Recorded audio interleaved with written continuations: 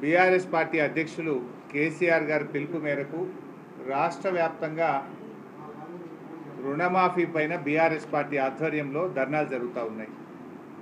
కానీ దురదృష్టం ఏంటంటే వీళ్ళు చెప్పిందేమో ప్రజాపాలనలో ధర్నాలు నిషేధము అని పోలీసులు రైతులకు నోటీసులు ఇస్తున్నారు. బాల్కొండలో ధర్నాలో పాల్గొంటే మీ మీద కేసులు పెడతామని, చర్యలు ఉంటాయని రైతులకు పోలీసులు నోటీసులు ఇచ్చారు ఈరోజు.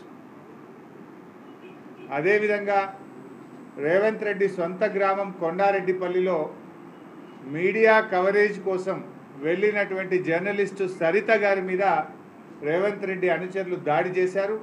దాన్ని తీవ్రంగా మేము ఖండిస్తూ ఉన్నాం.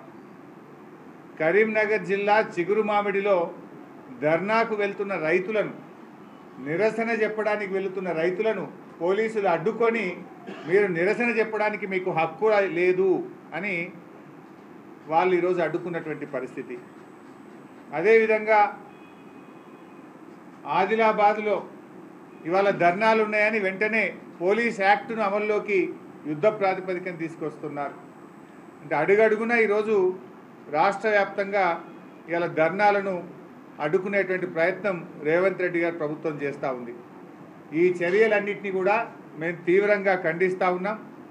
లాఠీలతోనో, బెదిరింపులతోనో, నోటీసులతోనో రైతుల యొక్క ఆగ్రహానికి నువ్వు ఆనకట్ట వేయలేవు రేవంత్ రెడ్డి అని చెప్పి కూడా తెలియజేస్తూ ఉన్నాం.